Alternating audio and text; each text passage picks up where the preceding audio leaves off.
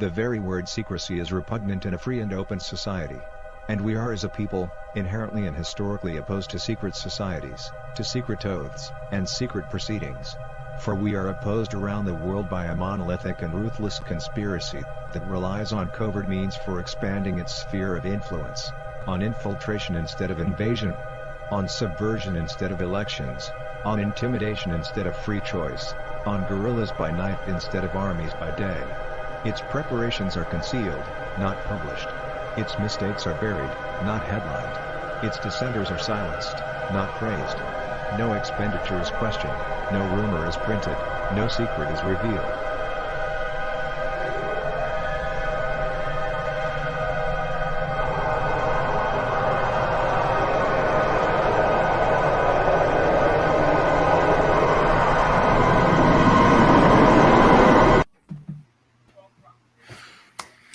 Hey everybody! Welcome to first a chilling little vignette, and also World of Warcraft 65. We're going to be talking about the implications of blockchain to recorded history, which is entirely germane to that last bit. I'm excited about the topic. Everybody here's got a lot to say on it, so with that we can just jump into the intro stuff. So. Like I said, episode 65, you guys have been with us for some time now.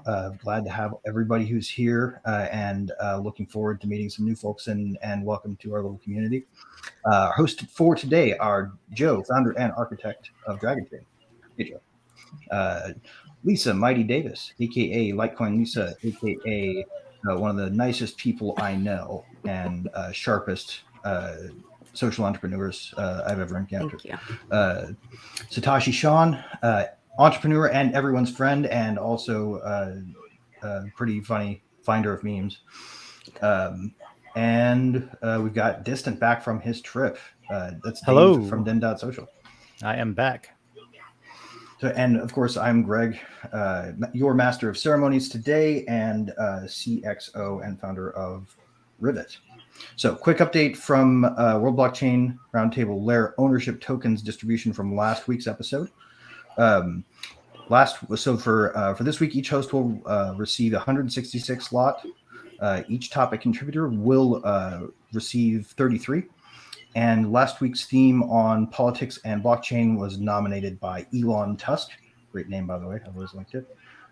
He will receive 33 lot for that. And these ownership tokens, as always, come with perpetual passive income, free edits, governance votes, and a whole slew of things yet to be invented, which is neat because the governance votes allow you to have a say in that.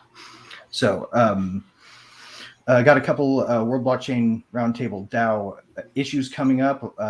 We need some community participation on. So guys, suggest those themes for September. Those are due next Monday, UTC 1600 in the World Blockchain Roundtable player.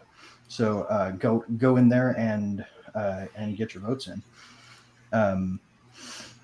Okay, so I think that's it. Unless there's anything I'm missing. We'll have a link to this in the show notes. I'm assuming. Cool. Yes, I believe so. Right. Yeah. All right. If not, so the theme of this Den.Social, week, it'll be in there. But is history. But there's a lot of current stuff going on too. So let's jump into current events.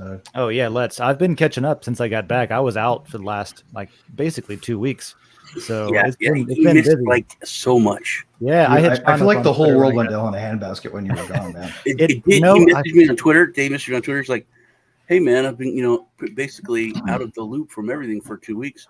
Maybe we could do like a show where you could catch me up on the past 2 weeks. I was like, I wanted to do it, man. I really did. I was talking to Lisa on Tuesday that I wanted to do it on Monday, but everything. Yeah, I felt like it would have been long. Because then I could have just been like, wait, what? Who would support a proposal right now to change the show's title to Clown World Blockchain Roundtable? It's weird. Everything happened when I got back. I was in Iceland. If you didn't know, I was just touring the whole country, going around seeing ice cubes and rocks. And when I got home, everything's broken. Like my lawnmower's broken, my pool pump was broken. The internet. Yesterday, I did the first coffee show. In the beginning, it just and it was like Gainesville's internet went out for a minute because my co-host was also in Gainesville, and both of our internets like went out at the beginning of the show, and then yeah. Yep. It's just everything collapsed. And there's also an That took a exciting break. new development from the Treasury Department, where they've decided to administratively say that not only is code speech, but code is now apparently a person too, because OFAC sanctioned Tornado Cash, the smart contract. I did catch. It'd be interesting to see if Tornado it has Cash the thing. ability to appeal that, like if it can become self-aware, and then petition to remove it from the list. Well, there was a river that they just made a person. Was that in Canada? There was to protect a river, they made it a person so that the Indian nation could be then, I don't know. There's a trend with this. Oh, the Indian tribe made it a person or something. Do you think it's the same guy? Their Like land the guy is- who came up with the pizza is a vegetable thing is also the same person that's like the smart contract is a person and this river is a person and I am a horse, this is interesting actually, because People never seen if Star Trek. There's like legal precedent in the Star Trek I was going to for what say, makes a person. you know that they also say that we are corporations. There's a whole mindset of that. So is this have the seen that. undoing of that? I think that it's a spirit. people are corporations and corporations are people. Yeah. Well, I think that was always kind of an uncontroversial statement, right? Like the idea of a corporation was that you created a body. Even the root of the word is corp, right? That's like the same Latin root for corpse. Right. There is a body that you are creating upon which you will place this organizational head. It's a fake person, but it's a fake person that the state allows you to make. The question is, do we really need to bother with the state allows you to make part anymore now that we have technology that can do that better? That's what I'm interested in. Is there's so many things that like I have family members that are super into communism and like stuff like that, and they're trying to tell me about all of these communism things, and I'm like, I don't know, man, but I tell you what, it's failed, and it's failed horribly over and over again throughout history. But maybe some aspects of it we can Dowify it or something to make it, I don't know. Maybe there's something we can do, because there's such a huge push for like repeating history. For me, as long as there's as if it's not going to happen the same way again. As long as somebody wants to set up their communism over here in this other place and have a DAO that you're allowed to sell your tokens from, or I guess, gift them to to the people who have the greatest need when you leave or whatever. It only works with a benevolent leader. Yeah. Right. Like, well, I mean, I was against it like entirely, and I still guess I am. But like my thing is, if it's gonna, if that's the way it's gonna go, if it's too big, you're gonna die.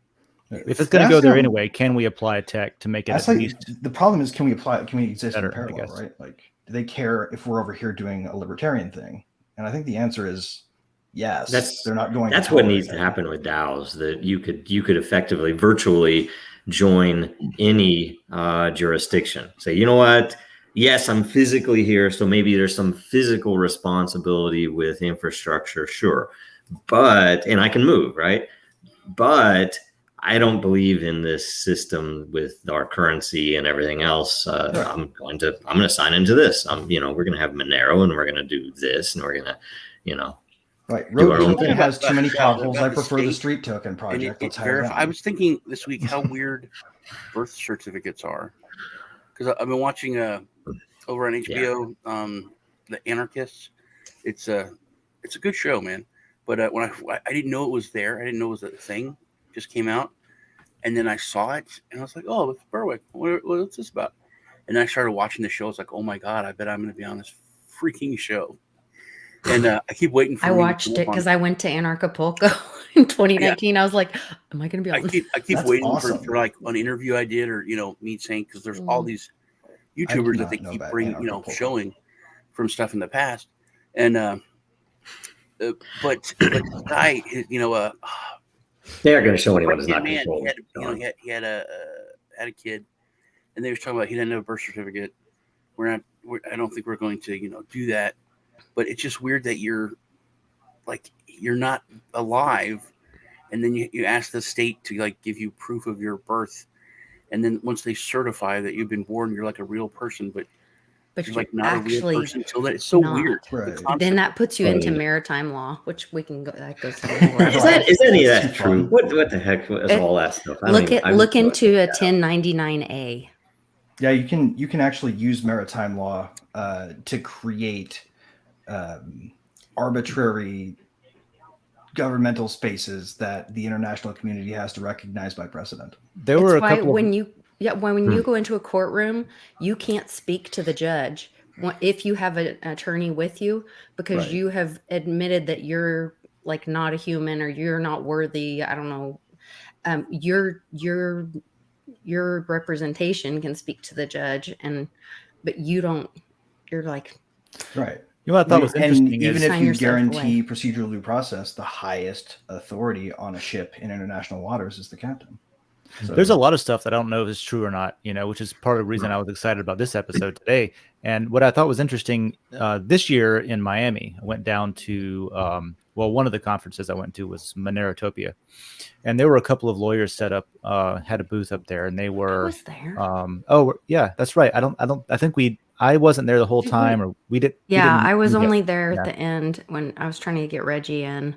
But they wouldn't were, let him speak. and I got their card because I was interested. I didn't know like how much was bullshit and how much was, whatever. But they had a very good explanation about how they were helping people minimize their, what did they call it?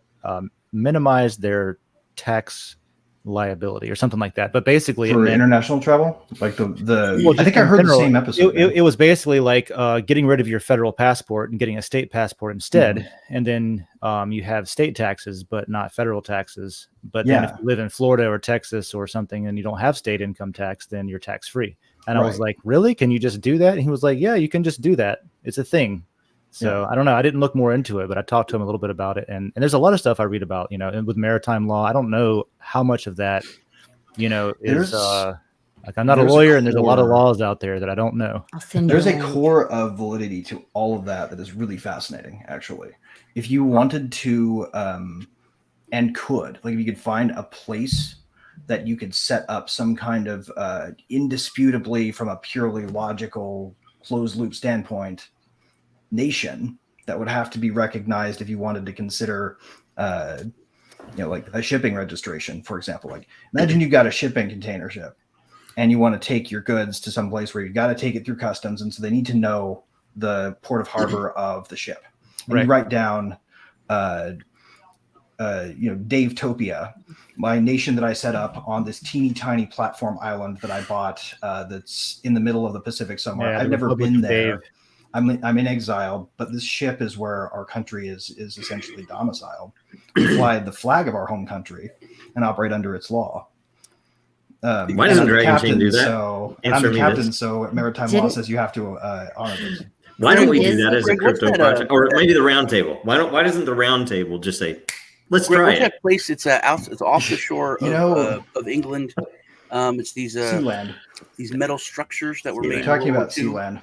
Sealand. They repatriated it. Or Sealandia or whatever. Yeah, that. I'm a Duke in exile, actually.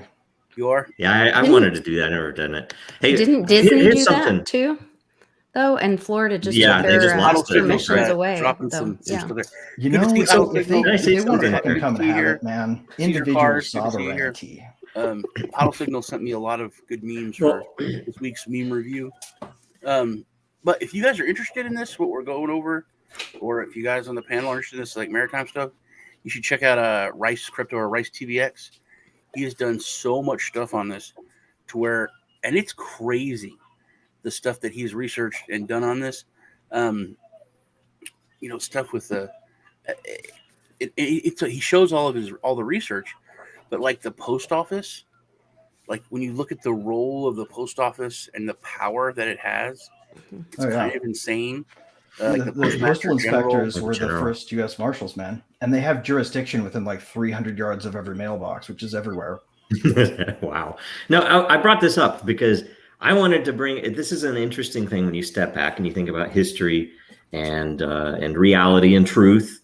That I don't know how old any of you are, but how many of you grew up just kind of wondering what would it be like living in Soviet Russia or in Castro's Cuba, right? And here is literally what we are, what it was. Like, oh, you can't say certain things. Here, We're living you in can't it. say certain How things. old am I? Right. In Soviet Russia, You used to, dreams think of you. Yakov Smirnoff. Oh no.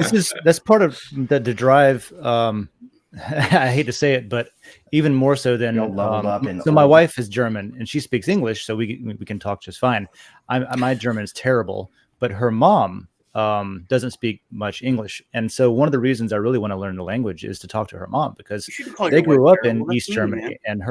and her mom's a teacher and had a whole career teaching in that environment. So it's such an interesting thing to learn about every time. I've learned a little bit of I go Russian. It's back a to her beautiful home. language, honestly. You I know- probably mangle it because I learn it from trying to sing along with Russian songs. But If you watch old movies that are like Cold War movies, it's saddening how much our country is like, the stuff they were fleeing. Like watch Crimson, what is it? Crimson Tide? No, not Crimson Tide. That's the Denzel Washington. Red Dawn. Right, October. Red October. Yeah, with Baldwin and Connery. And Sam Neill, and they're talking about, he's like, I would go to live in the Montana. I think I would like to have a sport or recreation vehicle, and he's like, I would like to drive and see, and he's like, you could. And Connor's like, you could do that, right. He's like, Well, no now for the papers? first time, No papers. Americans are fleeing Mexico. I don't know if you remember a couple months ago, they were literally talking about like you'd have to have a state passport and be able to go through different states, and like, Texas is pissed at New York, and it was this whole big just political bullshit drama. People were being stopped at restaurants not too long ago. And Yeah, being they were asked looking for like for your Has anybody license. here read Atlas Shrugged? Raise your hand if you'll admit it. I have it right there. Ayn Rand, her life story is literally about the escape from Bolshevik Russia after the revolution. Pharmacists, I think. She was right? she was a pharmacist's I've only ever read daughter. excerpts. Her dad was a She pharmacist. came here because she got a travel visa that she just overstayed and sought asylum, and didn't speak a lick of English before those books and screenplays were written. Like, she came here not knowing a word of it. And basically wrote all of the things that she wrote to warn people about it. I mean, this is a person's lived experience. Yeah, it's one person. You can quibble about that, but you can't quibble about the fact that this person went through a lot of shit to escape it, including leaving behind their family. Orwell was a That's not something communist, easy. and I don't know his whole arc, but it was similar. It wasn't similar in where he was or anything, but I think he saw it up front too. But on the optimistic note, right? This is the United States, and even though we're not fucking perfect yet, we're stubborn as fuck. So we make up for what we lack in the perfection of the systems by refusing to go along with it, dug in like ticks if we have to, while we try to get it right. We don't always get there, and we aren't in like, you can't apologize for this situation, right? There still has to be action in order to take us out of it, but we're still us. We're not Australia. We're not New Zealand. We're not just going to roll over on our backs and say, govern me harder, daddy. Something else that related to that I was catching up on whenever I returned was, and this started, I discovered this before I left, and I had a lot of time to think about it while I was gone. Being isolated in 67 degrees north without a lot of infrastructure or connectivity gives you a lot to think about. And I was thinking about how there was a leaked slide from I don't know if it was an FBI training thing or whatever, but it was talking about all of the domestic terrorists and what their symbols are and stuff like that. And a lot of those were things that we would officially fly on the forecastle of my ship when I was in the Navy. You know what I mean? And it's like the Betsy Ross flag. I think it's been proud. swearing presidents since in the time U.S., immemorial. it's proud parent of an honor student at whatever elementary school. That's what they and just there's said as a domestic. Yeah, the terrorist. FBI put that list out, Dave, and things that were on the list for. Yeah. I don't know how we get away with what we get away with in this channel. Well, the FBI's There's so many improved words if we we're going can't to say completely that, frank and about any it. other channel that we say here, but the domestic, rarest, and on that list, and they were literally tourism. talking about the Second Amendment or reciting the Constitution. Those are on that list, right? And it was so bizarre to me that because obviously every group has like a little fringe cell that's crazy. Fine, okay, but you can't paint the entire. Like, this is literally, you're talking about veterans. You're talking about, like, why isn't the POW flag on there? Basically, you know what I mean? It's like everybody who gives a shit is on that list. And it's baffling to me. And it's a little bit infuriating because I spent 9.5 years active duty. And I thought that I knew what I was like trying to, just do what they say to do because it helps protect the things that you love and cherish and stand for. Right. And then here I am, like, looking back on like, what was okay. I guess all of that's out the window now, and all of that is enemy territory now. Dovetailed story, Dave, because I think this is really important. I've been thinking about this like the past few days. I watched this video of a veteran, and he set his uniform on fire, and he told his story, and he was just going off on me, on you, and he's like, America, I hate you. I'm so pissed. So he did like 12 years. He was in Iraq. He came back, and then he lived out in the country, and this woman came on his property, and he's like, get off my property. She's like, no.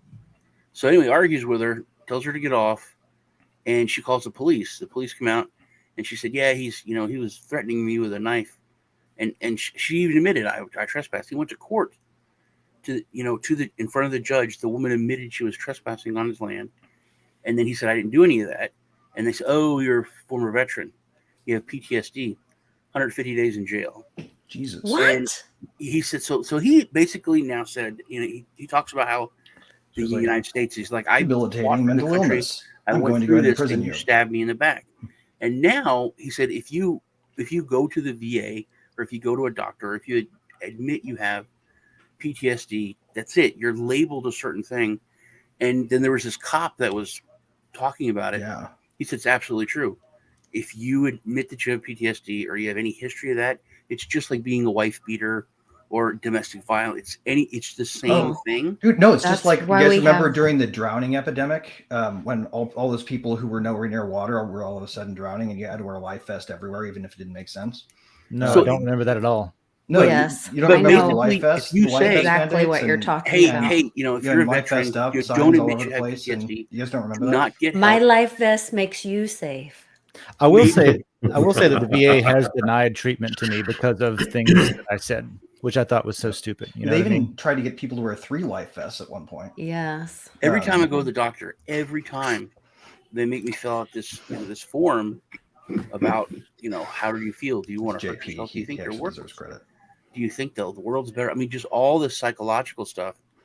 But that's where then people are self-medicating, because it's less shameful to be a drug addict in our country than to admit that you have mental illness. That's the scam. That's the scam. I think you fell for it. The problem that is used to be that used to be this scam. It's like, hey, it's not shameful, but they wanted you to admit that, very succinctly so that now they can use that against you, and it is used against you. There's what's called the Medical Information Bureau, which used to be like a central database, like your credit score, but for all your medical information. And it was guarded like it was so hard to get. They created a central repository, and they posted men with guns around it and promised they wouldn't let anybody in that didn't. If you're an insurance company, and they passed laws that said or you a belong doctor, there, you had access to the Medical Information Bureau, the MIB, but it was really, really strict. Like, you had to sign off on a bunch of stuff for someone to give access to it. And I think with all the data breaches and how our data has just been, we've been desensitized. This is the same problem as crypto backdoors, right? Yeah, but do you know about the lawsuits with CVS and Walgreens and all this that just went down? $650 million they're having to pay out for the opioid addiction and not monitoring people and all that. Like, things are turning around. And frankly though, let's be completely fair and say, okay, where is in fact the United States government? Where's Dick Cheney's share of that? Because the opium to make those things came from the place where we intentionally Poppy propped up bush. opium It's already been admitted too. So opium farming. Like 95% of the world's opium supply is from Afghanistan. and protected by And was didn't protected by happen us. Yeah. that until Yeah. we went in. Absolutely. We set that up. We paid them off. We governed that way there.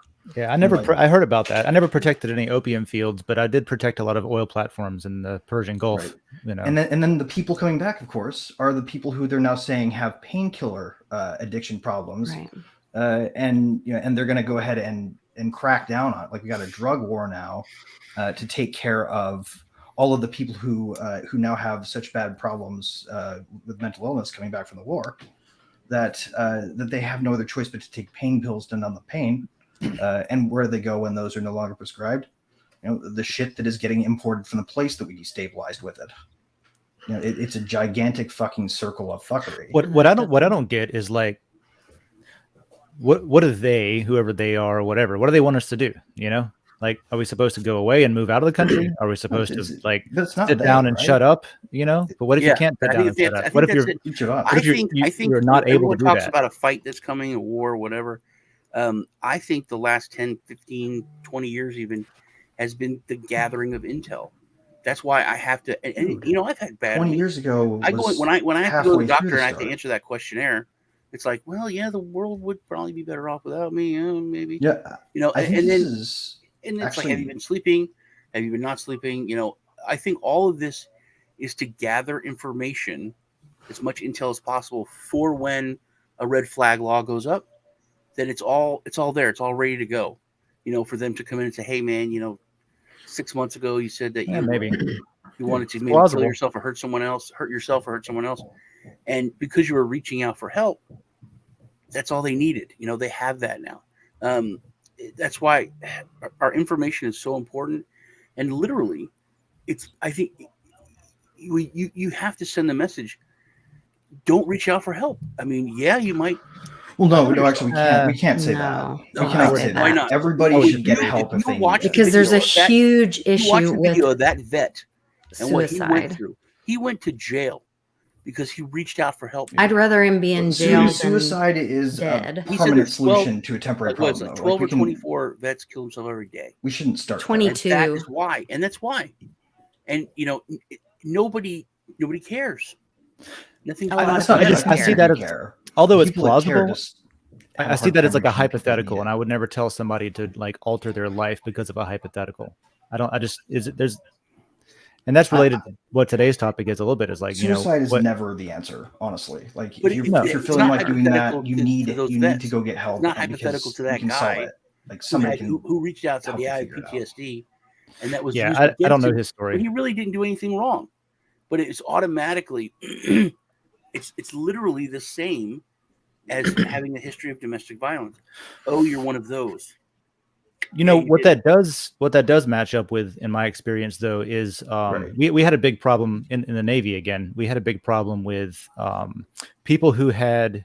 I worked under a SCI clearance when I was in, and people that had my category of security clearance were often some of the most disturbed motherfuckers that I met, because they just wouldn't go find health therapists because they were afraid of getting their clearance taken away and losing their job. Right. And so it's similar in concept to that, I guess. There was this known danger of if you're having a hard time and you just want to talk to somebody, the worst thing you could do is go talk to a doctor in the military, because you might lose your security clearance and lose your job. And they would tell you, oh no, that won't happen. I understand but it happened all the time. Where I am. They do need help, but it's so hard for me now. I have friends that have PTSD. I have friends like 3 support animals. I mean, but for me to tell them, or anyone now, it's like, hey man, you should reach out to the VA, or you should go through these channels for help. Knowing that, man, you could be screwed here in the end. That could work. They could use that against you. It's hard for me. Sean, that's not what we're saying though. Like, we're saying get help from somebody. Like, if everybody that's listening right now, I'm saying that too. Turned to the person to their left and said, you can come to me and I will help you. And that help will include me being cognizant of the fact that we don't want to create a record if avoidable. Well, maybe the question really is how do you fix that? Instead of saying don't don't get help, why don't we, I think the question is how can we maybe apply technology to fix that kind of thing? Or you might trust to ask for help before. A lot of people won't believe that that's true, I guess is what I'm getting at. A lot of people won't believe that those things happened in that order because of those things, right? And so maybe part of what we could do with proving things with blockchain is to prove to people that, like, no, these things happened in this order because of, here's your cause and effect, and you can prove it. It's not just an old wives' tale or hearsay that maybe you'll get punished for seeking help. If you point it out and more people are aware of what the reality actually is, maybe there'll be more of an effort to fix it and to do something about it. Whereas if there's not provability, people can dismiss it and say, oh, well, that's just some crazy people talking. Yeah. Well, bottom line, though, and I think this is a really good place to segue into history because we're going to talk about it. But bottom line, anybody who wants, and I think this is probably true for all of us, but I'm going to say this for myself, anybody who wants or feels like they need help, but they're afraid of being tracked or databased or tagged or chipped or whatever the fuck, reach out to any of us. Me in particular. I'll do my damnedest to help you, and I will do my damnedest to make sure that nobody knows that I'm helping you or that you need help if that's a problem for you. Right. And there's organizations like, we just had the Team Mighty event, and that money is all going to Warriors for Freedom. And that's specifically what they do, is they build community with other veterans to prevent suicide. Yeah. So there are ways. You don't have to go to the VA. You can work with other vets.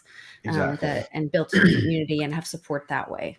I think community doctors that really don't message, follow the rules about recording. That goes along with everything kind of we've always talked about.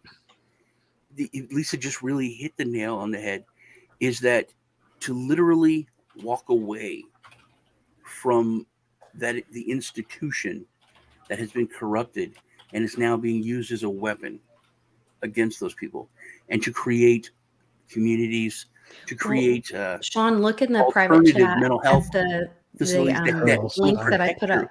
That will protect you and will help you, and not just be used to weaponize. Also, I think it's become like bad cops, bad judges. It's the same thing. Oh, PTSD? Yeah, he's guilty. Of course he is. I don't see that as any different than, oh, he's black. Yeah, definitely, he's guilty. It's similar. It's the same thing. It's this. It's a status effect in the Planet Earth RPG that we're all playing, right? Like, we should probably not try to solve that by putting you up against a tougher boss that is also going to haunt you the rest of the game, right? Like, we're going to draw an analogy. We're building a shitty RPG right now, and that's a lot of what history can help us do better about, because we can't iterate on change and know the things that we're doing are making an improvement or making things worse if we don't have an understanding of it. And I think this is something that technologically literally wasn't possible until blockchains. So we're in an interesting position right now to not just spot these problems and go, oh my God, what do we do? Or just like, how do I help my friends and family in my nearest sphere? And we can actually look at this and go, how do we fucking fix this for good? And I think that's a thing that we'll see recurring as a theme in the subtext of all the things we're going to be talking about today. I would just guess. I don't really know. I haven't looked at the questions yet. Yeah, and especially if you don't have a solution for something, put it on the ledger so that what you're thinking about is provable later, so that somebody else who might be able to use that data can think of a solution. Yeah. Oh yeah, absolutely. Ledger everything, all the things. And if you can't ledger it, poke somebody else and have them ledger it. And by the way, start recording. I mean, speaking of ledgering, it's an interesting thing, because I was thinking about it this morning that in a way, that's kind of what Den is there for. We need to, in fact, get the proofs report in there, but the fact that everything's on chain is just the simplest way to say, you know what, I'm going to post something anonymously or not that needs to be recorded, right? And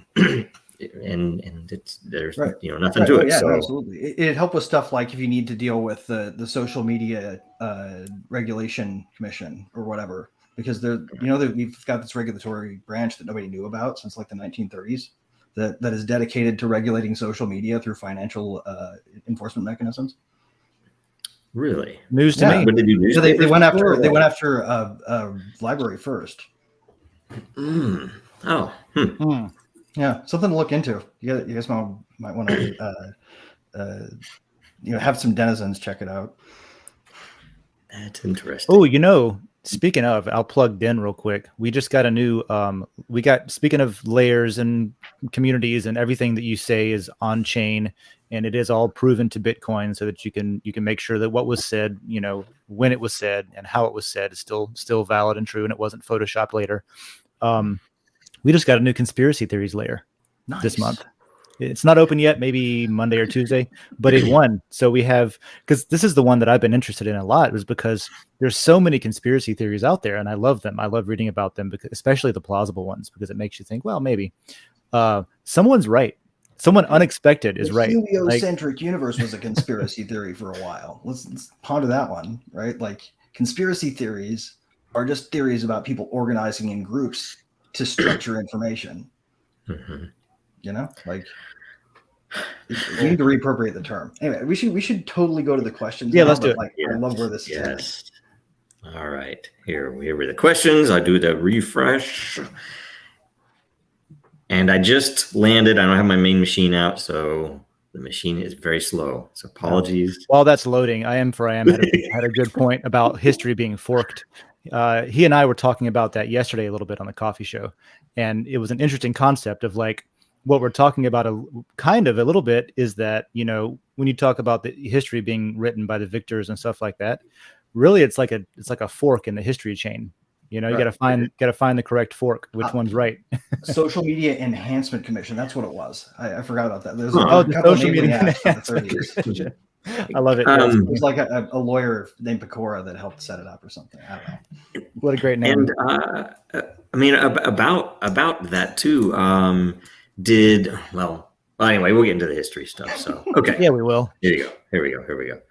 Sorry, I didn't mean to gaslight everybody. That's one of the things that history properly recorded can avoid. But, all right. So, question number 1, and who did we get? Can you scroll back up? I didn't see who posted. Sorry. Yes. I think that was Jacob Wayne, wasn't it?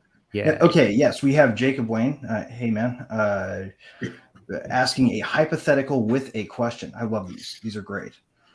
So we're going to suppose that we had blockchain technology when 9/11 happened.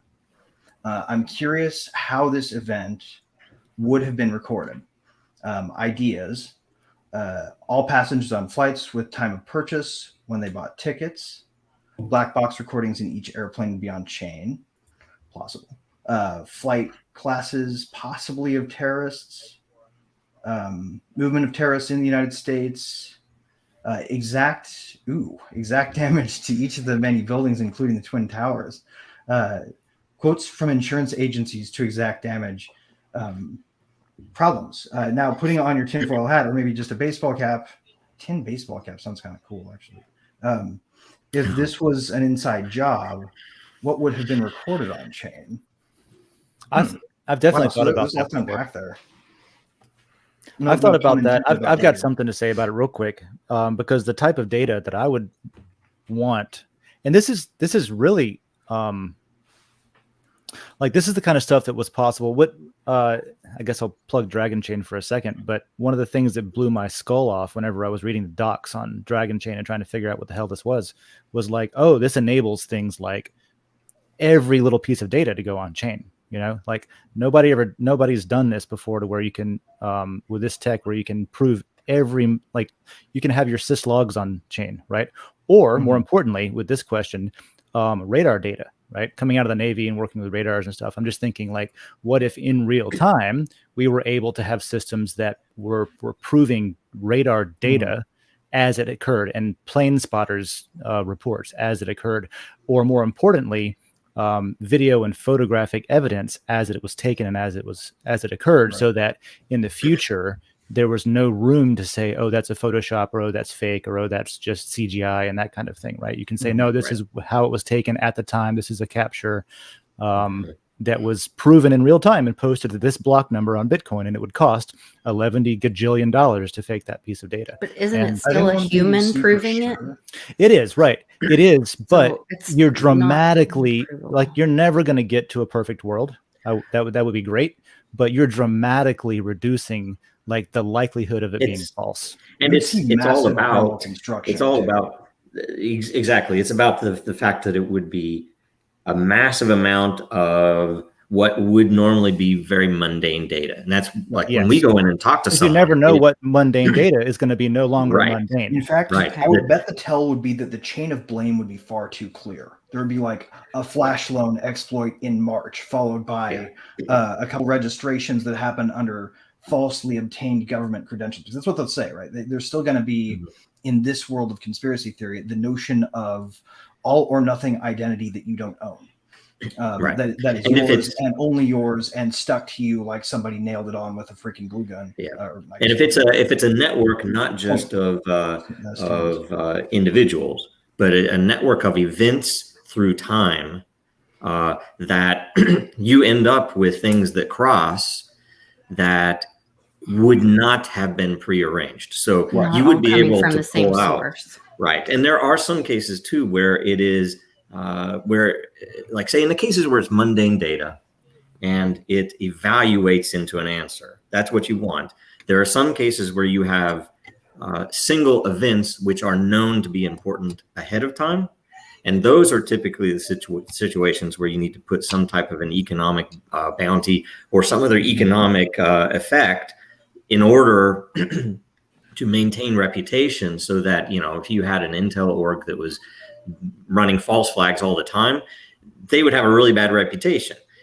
So you would have to say, okay, this group has never lied before. They could be lying this one time, and that's just one measure, right? Because past performance is not an indicator of future action. Right. In any case, even with people talking about the truth. Right. But in this case, you would be talking about the passports. You'd be talking about the flight training. You'd be talking about the living space of these supposed attackers. You would be talking about everything which would run together, including the black boxes. What? They never found the black boxes. They found the passport on the street, but never the black boxes. Joe just kind of mentioned something that got really glossed over, unreasonably quickly. and I think that's like really huge, and we should talk about it for a second.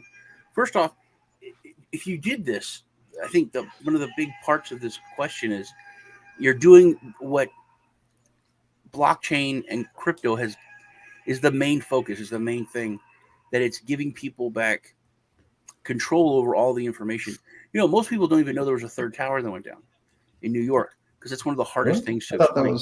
So even people that watched it happen, people that are our age, that were staring at the TV as everything happened, they've forgotten. Whether they've forgotten because they've been kind of programmed, and then you can see it whenever, you know, you have to look for information on that third tower now. It's not super easy to find. And then all of a sudden you could see it click, and they're like, and then the panic is like, how the hell did I forget about that? Well, there's weird pieces that fit together. Totally worth this reputation thing. Imagine if when you went to your news source, every news source, CNN, Fox, you know, whatever, they all had a reputation score. It would matter about fake news. Well, exactly. That's a double-edged sword. Can I say something? Can I say something? But then also, people, when you're arguing on the social media, and like, well, where's your proof? Here's my proof. That doesn't matter. Yes, that's the problem. That is the problem. The reputation score of XYZ. You don't have journalism adjudication systems installed. You shouldn't be tracking it down and you know, like.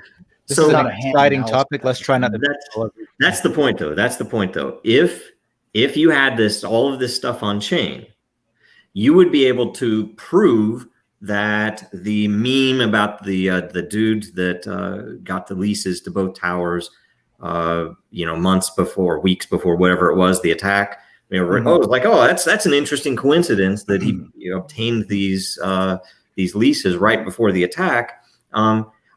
I've done the meme. I've seen it elsewhere. Is it true? I don't know. It'd be beautiful if it was on chain. And guess what? Here is probably the most important thing to say.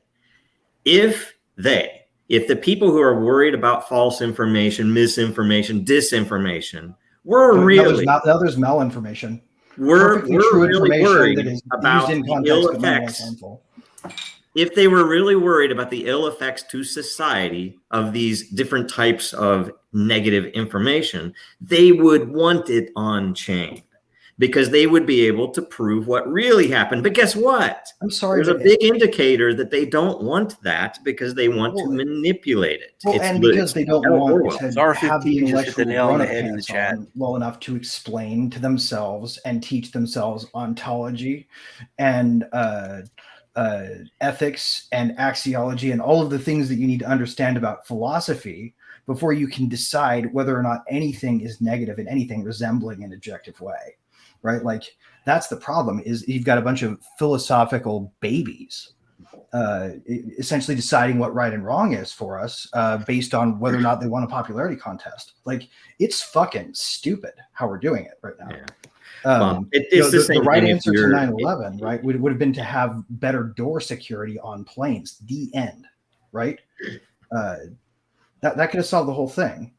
But up to that point, we had stories of skyjackers that were romantic. Like there was literally who's the guy who jumped out of the plane? There's a cool DB documentary. Cooper. DB Cooper, Yeah, I right? watched a documentary about. It was romantic. People Where Are wanted You, to DB date Cooper. That the was cool. hijacker back then. And people loved him. Anticipate that they would Did y'all weaponize see that? the plane. Like Avengers? It was Loki. It was Stevie Cooper. No, I didn't see that. I didn't see that. No. That was God, why do you have to? that was on the Loki show on that Owen Wilson's on. Right. Oh yeah, that's a good show too. To me, the most important thing blockchain would do here is have a pre-accountability system programmed in. Like you wouldn't have a building go down and not already have insurance mechanisms in place that would automatically execute and start gathering facts using algorithms that were triggered by smart contracts the second the building was damaged, even a little bit by I tried. bird I was impact. I was part of a project. I was the COO. It's called Hellas. HUELSS, and it was going to be the first crypto and blockchain insurance company. And this was back 2016, 2017, and it was the best idea. It was so revolutionary and groundbreaking. But what we would do is imagine a world we were using AI and blockchain and bring it to the insurance industry. Now, I'm a former financial advisor, so the insurance industry is horrible. We talk about how evil banks are. Insurance companies own tons of banks. Yeah. They're like the next level. And it's a powerful idea. So much of what they do is legal because they have such a powerful lobby, and they are heavily regulated. Every state has its own insurance commission. That's where the evil sneaks in. But look, this is legal. If you're married, you're like, hey, if I die, I want to make sure my wife has money for this, for that, for the kids to go to school, whatever. I'm going to get a $200,000 life insurance policy. You're paying it for years, then boom, you die. It's over 2 years. There's past an incontestability period. There's no reason the insurance can't pay. So your husband dies, you're the wife, you put in the claim, the insurance company says, okay, no problem. But they can legally take 6 months to give you your check. Meanwhile, you have to pay for the burial, you have to pay for the funeral. You still have all these bills to pay, and there's no income. Right. So why would an insurance company do that? That's $200,000 that they're able to get 0.5% on. Right. So they would rather Passive get 0.5% evil to get that little bit of money until they legally have to give you the money. So you're taking out loans to try to make ends meet for half a year. trash. And that's It just came with the worst one. So this was the idea we had with Hellas. Look at it for car insurance. You get a car insurance policy. You take like 5-10 pictures of your car. Then you get a fender bender at a stop sign. Somebody hits you. You could literally take a picture of the police report, or it could be in PDF. Send it up. Take a picture of your car. The AI could compare original car to now busted in back end, and you could get paid in crypto at the accident. Yeah. Literally. Or what about a nano drone that only releases on impact of a crash? When the airbags go off, it goes in. Yeah, you can scale that up. You A lot of complexity. You need a lot of Imagine getting you're basically done. You're ready to get the money to pay for your car and everything at the accident. Literally 5-10 minutes after it happens. Well, we ended up, which we didn't get that far, but we started out with travel insurance because it's one of the least regulated and easy. So if you get travel insurance, you go get off the plane, they lost your luggage, whatever. In the airport, you could literally get your claim done, have the money transferred, buying new clothes, all that. You don't have to go through all the paperwork and headache where you're now in in Aruba and you have no clothes, you have nothing. It's all done right immediately with AI and with blockchain. And we started the project right at the end of the bull market, the last one, right at the end of the run. We're like, we don't need an ICO, we don't need a cash grab. They made you walk the plank into their moats. Ran out of money. But we did get partially off the ground. We got the app done. We got it approved, and everything. But it's such. There's so many institutions that we could fix with blockchain. Oh yeah. I'm starting to talk about insurance. I'll go off. And the trick though, right, is ultimately if we wanted to fix insurance, we can't treat blockchain like an efficiency bolt-on or like an install of a new upgraded software. Right? We have to think about it in new terms. Like when we built the Indiana legislature's voting system, one of the things that we thought about was, okay, now that these aren't running over wires that were originally wired up to desks, to follow a metaphor of whatever they used to record the votes before they had electronic systems. What would this look like now if we started fresh with the need as opposed to the metaphor for the solution? What would it look like? Are we going to be able to break some skeuomorphic assumptions that we used to take for granted? Like the 8.5 by 11 page still is breaking smartphone screens to this day because people feel a need to require that you draw it on the screen instead of display the text as wide as it can go. Like radio buttons are a thing UI designers know about, even though those haven't been installed in cars since the fucking 40s, right? Like the toggle switches where you push one down, the other one pops out. Oh yeah.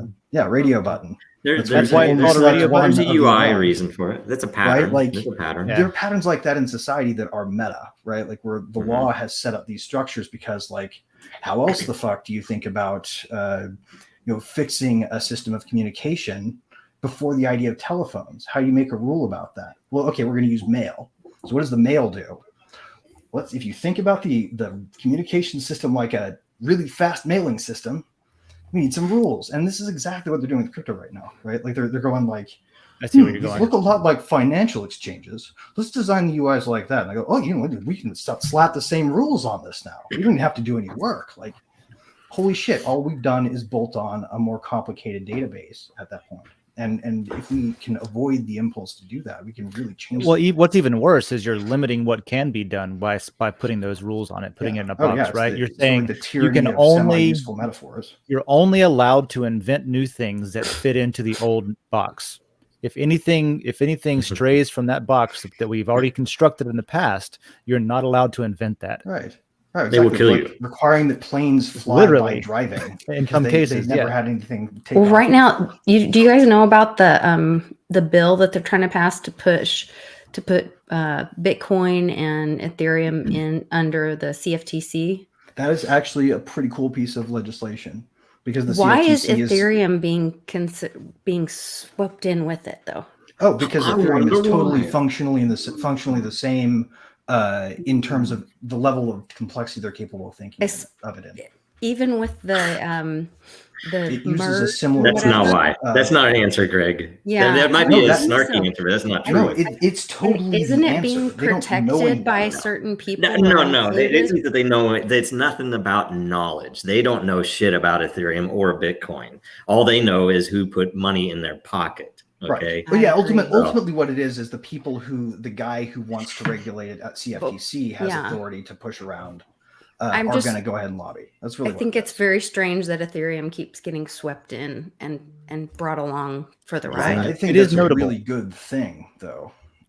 We're lucky. That isn't. I mean, if they did it with all of them, sure. But otherwise, it's we're going to have Greg. We're going to have an equivalent. Right? No, we're going to have the equivalent of Amazon.com and Pets.com, and that's all we're going to have because nothing else is allowed. Amazon.com came in, and Pets.com comes in, and nothing else is allowed. You can't do that. That's you're exchanging money. Either of these regulatory bodies, like this is a stupid stopgap solution for both of them. it's bad for the world. So I agree. Right. I mean, honestly, the government should just frankly stay out of it until they understand what it does. I agree. Yeah. Why aren't they? It is But I obvious. really don't like the idea that because they're being unfair to the other smart contract chains, that we shouldn't be allowed to treat the one that they want to privilege as a thing that, like, it's still, like I said, if you want to set live up with a neutral AT&T for Ethereum 60 node years, network sure. and run it. No, I'm not saying that. I'm saying that if you wanted to set up your own side chain based entirely on the EVM, you could literally set up the nodes, set a new network ID, and it would be an independent blockchain that looks a lot like Bitcoin. And guess what? That is exactly what Binance Chain is, and what pretty much what all other chains are. There's no innovation because if you're using the EVM, you're safe. Like, well, what about Monero? What about Ethereum and creating real projects? Are creative as fuck and deserve the same support that all the people building on the other chains deserve. You know, the fact that we can maybe throw some rocks at the way the system's being done is unfair will only result in them leveling the playing field further down the status quo spiral. Like, we're going to get something worse if we try to say, well, that's not fair if you give them that. Like, I don't know. I don't think that's the point. I think when you have corruption and pretty near obvious corruption going on in the government related to these projects, you have to not just say, "Oh, that's good because number go up," and that's the only fucking reason people will say that. I mean, the only reason that I'm defending Ethereum here right now is because I know for a fact that that there are an assload of different motivations and things on this decentralized network, just like there are in Bitcoin. Like, there are political groups that suck and want to stuff us in Amazon Pets.com Part 2. And then there are people out there who actually still have, cypherpunk values at heart that want to transform society. And right now they're living in conflict with another on the same ecosystem. I don't think it's still pretty stochastic. I don't think it's so much as a throwing stones at Ethereum or bashing Ethereum because they get a free pass, well, which it's demanding equity is what it's. But what I'm saying is I think Ethereum's great. The concept of Ethereum, the idea of Ethereum, I think it's great. It's awesome. Yep. And things like that should absolutely be supported because it'll save us, even from like a national security, like whatever scope you want to put it in, And to get back into the question a little bit, and because Sean likes to talk about insurance so much, the question about like the exact damage done in the buildings and the insurance quotes for the exact damage and being able to prove all of that, that kind of thing. That's what that enables, Ethereum nodes, so I don't know if I buy that if Ethereum gets to get the free pass and we get to show off how amazing it is, then everybody else will benefit because we can point at that and say, yeah, cool, they did it, now let's do it. Because we're seeing that not happen today. Well, and we're seeing that not work out at all. Because I feed my dogs and my spouse on this thing. So that's of course, I don't want them to turn it into a security and shove it into the same box they've stuffed unfairly. Ethereum is great, and Ethereum has an absolute, obviously a place in the world for value to humankind. But you're not going to have any. You already have issues with innovation from the Bitcoin maximalists and the Ethereum maximalists. Oh, they suck, man. They all suck. You're right. If you don't open it up, again, it's exactly as if we were to say, oh, this is the internet, this is the web, and this is the only way you can have it because it's the stupidest thing in the world. Why didn't they do it then? Why? Because there were no moneyed interests. Right. There were no banks that were threatened by the internet. Right? And somebody doesn't have the imagination to draw it anymore once you take away their actual UI kit and their trained designer, right? Like, well, the imagination thing is a problem. What they can order somebody else to make for them. Because, like, to Joe's point a little bit, I think Ethereum and things like Ethereum, especially the ones that are being slandered by our regulatory agencies, Ethereum's more like a computer than it is like a money, right? But it's being treated like a money. It's like taking the mainframe and saying that's a dollar bill. It is a ledger, that's a monetary asset that is capable of being validated by consensus, that has a feature that goes beyond Bitcoin in the sense that you can have addresses that do automation when you send them signals. But I would argue that you love it for one reason, but it's being protected because the banksters love it for the fees. Right. I know that's why it's being protected and swept in. Well, sure. That Lisa's can't really right be yet, though, right? about the banks that, because don't there's own even the miners yet. Like, it's not proof of stake yet. there's developers openly talking about not wanting to do things with Ethereum because it makes it less institutionally investable and things like that. You know, Huddle Signal like that's kind of Personally bullish ETC said right that's the now. something focus that, right now. that needed to be said. What's that?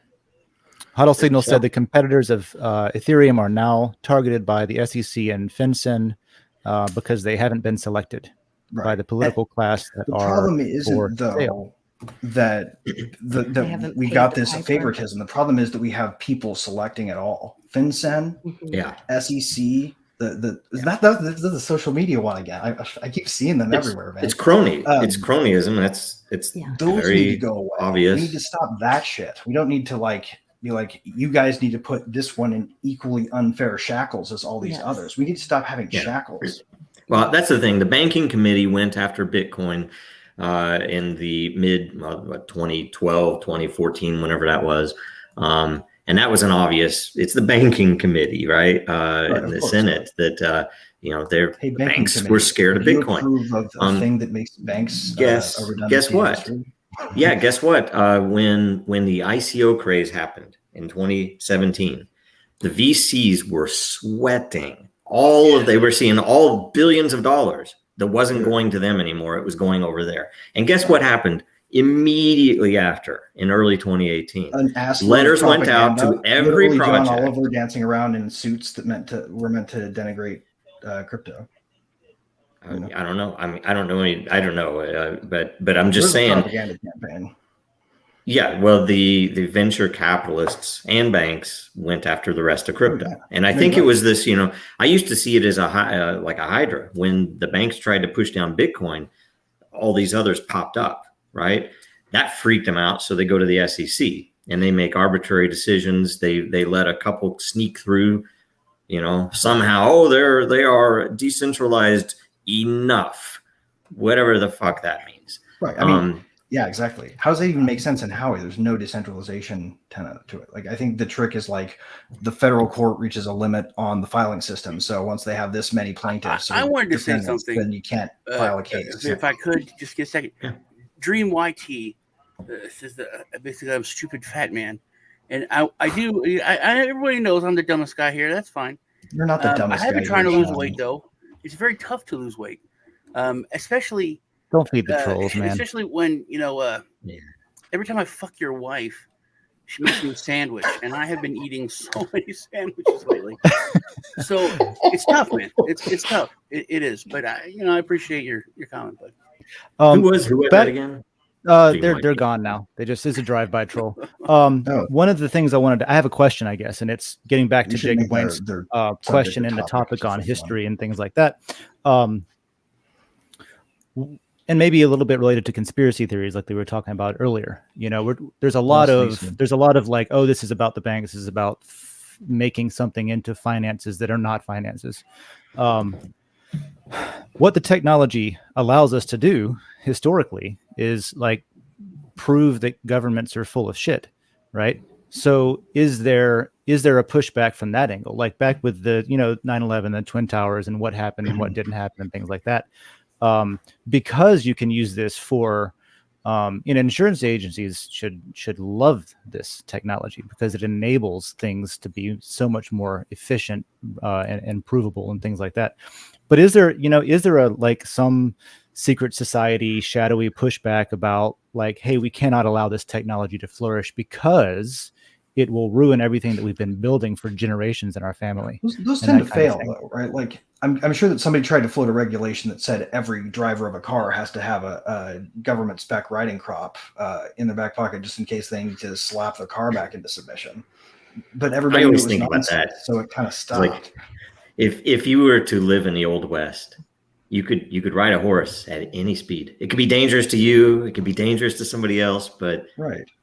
You could drive that horse at any speed you wanted, which is so odd to me. The concept of a speed limit is so funny. We're faster on different days, right? Like it was a habit as opposed to, and it still is a habit. People go the speed they're going to go, whatever the sign says, right? But you just couldn't put a sign up because you couldn't put a meter on how fast the horse is running. Yes.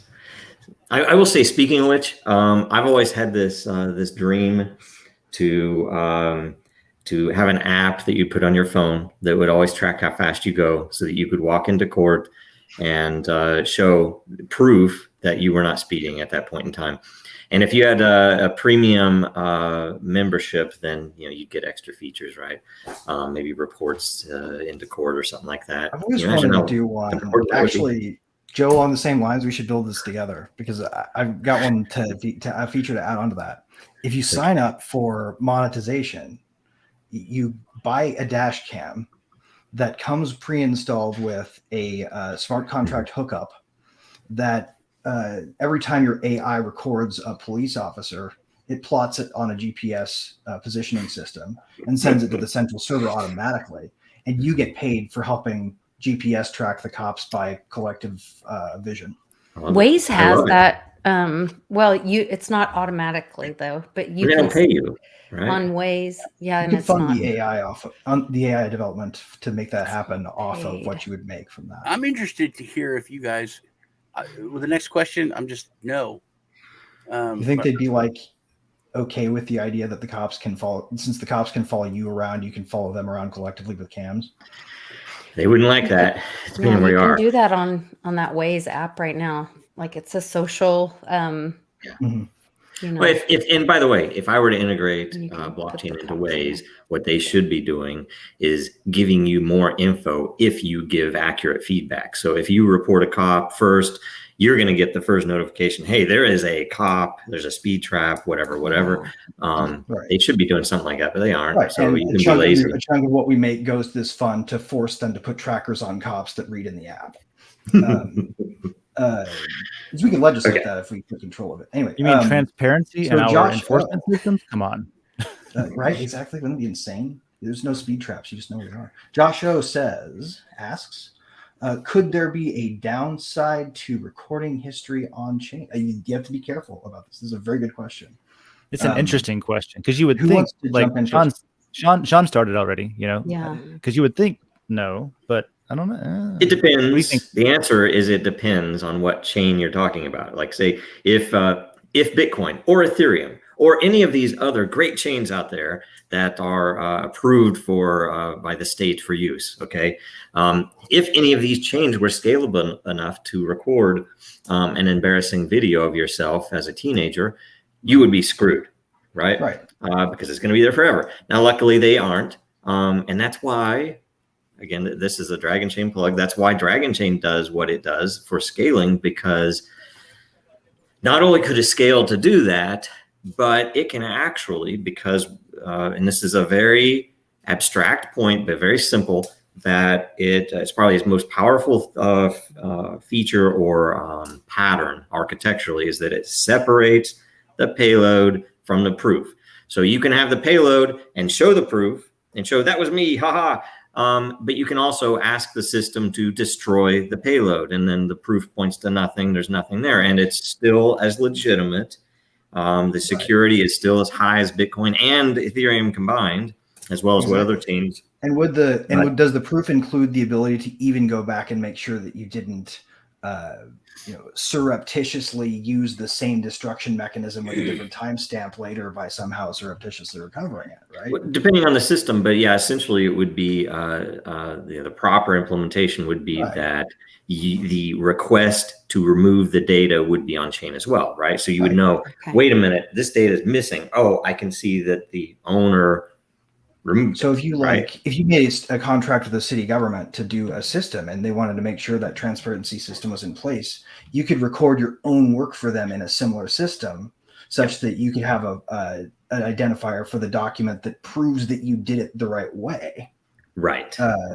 According to the will of whoever funded it, which is the taxpayer. Yeah. And it's funny because we have offered this to several high-level corps, various bigger industries, and I don't know if it's just too early, right? But the fact that we can allow GDPR, CCPA utility, but not only that, we can prove it. So, and that's the thing. People say, "Oh, you can't really do privacy stuff with blockchain because it's going to be there forever." And it's like, that's entirely that's not true at all. And the fact that you can do it is one thing, but more importantly, the reason you want it on chain is because you can prove that you did it to that user. You can prove to the user. Record can be a representative about the thing. proving. How does exactly privacy. does it work though? Because let's take a case, the Trump dossier. It comes out. It is a proven fact. Right. Here it is in the media. Here it is on the blockchain now recorded that he has done these things. Right. And we could have. But then it changes, and it's proven that it's not. Or would it have to have been clearer that it wasn't? Well, we could have, for instance, Hunter right away. If that came out, that is here, like, because that was proven real way back when. So that would have stopped certain publications from saying, "Oh, it's disinformation. Oh, it's fake," because you could say, "Hey, it's already been proven." Right. Yeah. And they could have, for instance, proven that Steele was an employee of an opponent candidate, right? Like that this was a requested work product that was delivered according to a contract. They could have actually seen that in advance, as opposed to. Yeah, and I don't know if I totally understand what you mean, Sean, but like say on this point, if, as an individual. Let's say we're all crypto degens, and we're it's like, oh, we're nothing but number grow up, and it's the funniest thing in the world that these very people who invest in crypto and trade crypto don't use it in a damn place. The exchanges don't use it. They don't use it. They just trade it, and it's crazy. Like the Twitter people not having any fucking Twitter stock, their entire board, right? Yeah. Like. Yeah, 15% exactly. is enough to take it over still. Yeah, and so the things there very well might be things that you would be embarrassed to have on chain, but that's the beauty if you do it right, that you can have the proof of the things you want to prove, and you don't ever have to expose the things you don't want. I think there's a really important thing here. A line is blurred between journalism and history, and that's where we need to kind of clear that. History is a proven fact. So if this would go on chain, that the Trump dossier, because for a long time it was fact, but it wasn't history.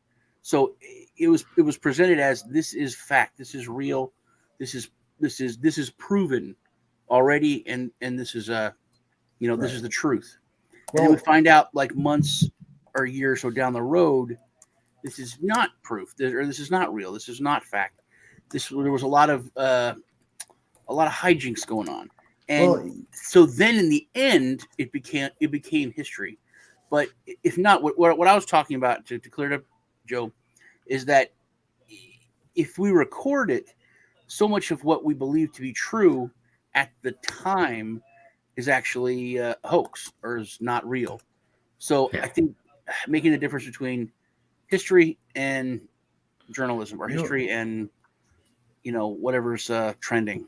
I think the key thing for me, the major downside to recorded history being on chain in almost its entirety, like if you had perfect information transparency into all events, all at once in real time, the only thing that limited you was which channels you wanted to be streamed at any given moment for a given application. But total information awareness in the truest sense of the term, blockchains tracking molecular movement, right? You would have to have a really mature society. We have to get past the notions that we've ingrained in society about justice as a way to help the mechanisms that have now broken the skeuomorph. Like, just like I was saying with the radio buttons, our sense of justice today is based on the systems we used to have to use to bring it about, that required us to do things that were dangerous, that were necessarily ineffective half the time, and required us to use fear and force instead of preemptive subversion of evil, harm, or evils and the impacts they cause, right? Like, if we have permanent and perfect history, we have to stop being as punitive as we are as a society. We have to get over the notion that we need to take revenge on people who get caught doing shit, because everybody's shit's getting caught after that. Related to that, I mean, there's this dynamic, sort of a dynamic range of reality among the human race too, right? There's a lot of people that I question, and you can call them, tuned into their own reality, or you can call them NPCs, or you can call them, political bandwagoners or whatever. But the concept of measurable truth for the first time ever. If you were to just break everyone's reality with something like measurable history, that kind of thing, measurable truth throughout history, what does that do to people? You know what I mean? Can people handle that? I think of like in A Few Good Men, Jack Nicholson screaming, "You can't handle the truth," or Cypher from The Matrix. I don't agree with most of what he did, like but he Twitter had a very having to give interesting point about Elon the ignorance and things like that. I think that's what's about to happen with Twitter handing over that information to Elon. I think the bot information is going to blow people's mind. There's a word in there about it. They exposed an internal systems acronym in one of the original filings. I really can't wait to find out what that thing is. I forget what it is, but like there's something or other system that he wanted full access to. And that's the thing. It's never like, say, in the highly connected world, before you had to wait months for a message to travel. It's an interesting thing. It's never been tried to actually record the literal truth. I mean, it's a tool. And if anyone believes that history is valuable for its ability to help us build a better future, and it is, then you should want an accurate history. And the problem is right now, so many things that we know, that we were taught are very inaccurate. I was looking for it. I couldn't find the meme of Norm Macdonald, he's, smirking there and he's reading this thing. It says here that for some reason in history, all of the winners of all of the good guys have always won, right? Isn't that something? Yeah. Right? It's that's exactly what the issue is. And you have this weird narrative arc that always starts with a Pearl Harbor-like event and ends with everybody, I think the first culture that openly accepts that level of honesty is going to be radically powerful, because they're not going to have the stupidity of divide and conquer based upon our emotional BS and identities. And, because we can be split apart. If all of a sudden everything was open and they're like, well, that's a fact, it doesn't mean that. And it doesn't even have to, but not privately. Yeah. It doesn't even have to all be open either, right? There, the idea of state secrets can still exist. It's just that whenever you have searchable. Wait, should they? Or whenever a state decides to put out information to the public, it would be really freaking handy to be able to say, here's the information and here's the proof attached to it, right? Maybe all the secrets are still secret, but they're proven until they're declassified, and then you can reach back and say, oh, no, this is real. Operation Paperclip really happened. Then you have, the crazy thing is, if we do this right, and it might take us 100 years, and we'll probably all kill all of us before we get there. I almost guarantee it. But that if we do this right, 500 years in the future, they're going to actually know what happened, unlike us. Yeah. It's going to be crazy interesting. And that's important too. Like we can't bog down on the past right now. We have to start now doing it in a way where we don't repeat the same mistakes or where we don't get the same divide and conquer in the past. Don't obsess with avenging every injustice now that we can see them all. For example, I don't know personally whether there was massive election fraud or not. I don't know for sure. I know that the people that are saying that there wasn't have no way to prove that. Right. We know there weren't WMDs, but we still haven't gone back and processed. And I know that always tell, by the way. Yeah. Can I say something? The same thing. Whenever in the mid 2000s there was a terrorist attack, like say the army base or whatever else. If they come out immediately and say there was no terrorist attack involved, then you're like, wait a minute. I understand you saying that, but I would expect that you would look into it and actually know what the hell happened before you just come out and say there's not a terrorist attack. Yeah. You remember when the plane went down in Queens? Yeah, you remember when the plane went down in Queens and I think it was in October, November in 2001, and it's like this was not a terrorist attack. It's just the wings were loose. They just fell off. It's a bad thing that happens. You remember that one big explosion? That joke is real. And like it was that is a big red flag for me too. When everything immediately, it's like, oh, cut and dry, easy, on this box, we got to take care of. Right. If there's a press conference 15 minutes later where they explain it in the middle of the city, and it looked, and then certain things came out with like a CCTV feeds where it looked like a missile hit. and everybody's like, no, it was a gas explosion, took out like a Yeah. city block. Or what? Right. And it was like instantly. Oh shit! Like within an hour or two. Oh, it was a gas explosion, and it was this happened. It wasn't a truck full of If you explosives. freeze frame the security Definitely footage on that, you can get a guy literally sitting in a chair-like position in the video feed. Like, it's actually pretty nuts on that explosion. Huh. And that's, I guess, what Bitcoin really did fundamentally. That's the most important to me personally, is that it made it much more difficult to lie, right? Yeah. And the implication of making it much more difficult to lie is pretty mind-blowing, because that leads to all sorts of implications. I'll tell you something that's an indicator to watch for. I don't think this would happen, but because I could never figure out as an engineer why Bitcoin was purposely crippled in various ways from doing what its original vision was. A scalable cash system instead of a store value, instead of something else. And if ever they restrict the ability to throw certain types of transactions on Bitcoin that can, you can just put a piece of data, you pay a fee, there's no transfer, you put a piece of data there. If they try to restrict the ability to push certain data unless it's a large enough transfer, you'll know it's because they're wanting to kill the use of that network for anything other than the limited crippled set that they've built in. That's exactly why OFAC's thing with Tornado Cash is so dangerous.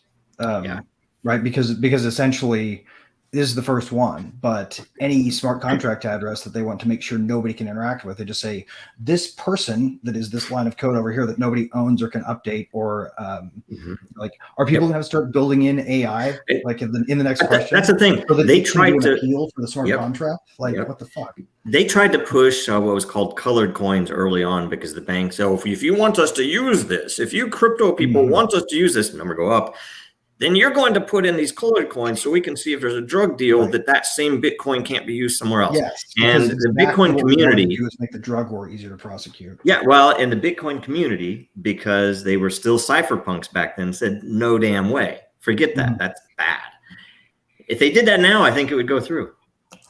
Well, maybe it would go through on that chain, but at the same time, like, all of this is still censorship fundamentally, right? The network will route around. Someone will build an alternative, and it will go big, because that's what happens. Unless it's not allowed to, Greg, because Bitcoin and Ethereum have made it in because they're controlled. Guess what? I'm not saying that it will be allowed. I'm saying that there will be people guarding doors with guns at 5 different locations, and one of the engineering teams will get one off the ground before they can stop them. Right. I agree with you, Greg. Like, even if it's completely outlawed to develop new technology in the United States, which seems like where we're heading, it's going to be done somewhere else. And this is where, me as a veteran and a kind of like a military mindset a little bit is thinking, like, it's so stupid to cripple yourself against other nation states, because this is something that the genie is way out of the bottle, and it's not going to be shoved back into it. And the more we cripple ourselves, there is such a rapid pace of development in this industry that's brand new, where it takes a year of spinning wheels and your lifetime's behind. Like, to catch up on that, you're going to need, like, the US is going to have a some kind of multi-billion-dollar catch-up initiative where they're like, oh shit. Guess where all that money's going to go? And it'll be a boondoggle. It won't work. Right? They'll put a whole bunch of money into. We need 87,000 smart contract developers on the no solidity. Yeah, and guess where they'll hire them tomorrow? I'll be on my floating city out in the middle of the fucking ocean, because you scared away all the good developers, and we were already friends. Yeah, the brain drain is happening. The people leaving to build elsewhere is happening. The erosion of public faith in our ability to self-govern is happening. All of that's happening, and it's been happening for at least, I don't know how long. I posted the poll in the private chat where that first link is a poll that they did that says, maybe you can't hear me. I saw it. No, we can hear you. No, okay. It says a major threat to the stability of the country. Big government ranks 52%. And trusting the government to do what is right is only 2%. says just about always, and only 19% say most of the time. In other words, 79% of Americans don't trust the government to do Wow, what's and right. that's just Americans with landline phones. That's amazing. That's good. I mean, that's a good thing. Okay. Yeah. It's Um, pretty do you wanna darn read the American question? to question your So, government. yeah, That's let's do Time let's do to the read last the one. preamble of the Constitution, I think. In my opinion. Oops, sorry, did I miss? Oh, Okay. go ahead. No, Tina, Lisa was saying that it's probably time to read the preamble of the Constitution. It's probably time to read all the Constitution, Yeah, I think including it's probably time to rewrite that with. Yeah, we should with probably do current that one events. over, and well, maybe we shouldn't. I don't know. Well, we can talk about that another day. But right now, we have a question from Reject Archons. all right. And the question is, can we talk about the ever-growing need for AI technology to go hand in hand with blockchain? Blockchain is one long archive, and while people might want to study through it, eventually blockchains will become boundless libraries of just information. Will everyone need their own AI bot, and then some, right?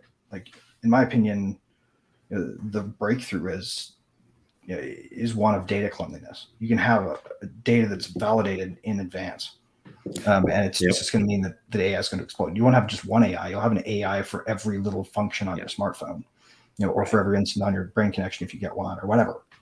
I think the best conspiracy theory is going to come from AIs. They start putting things together and finding patterns, the pattern recognition, and the speed at which you can do that. Oh yeah, Dolly 2's going to be making videos next year. Can I say something that there is a role for AI, and people a lot of times think AI is a very binary thing, that it's either a human level or dolphin level or not. But it's a big scale, and there's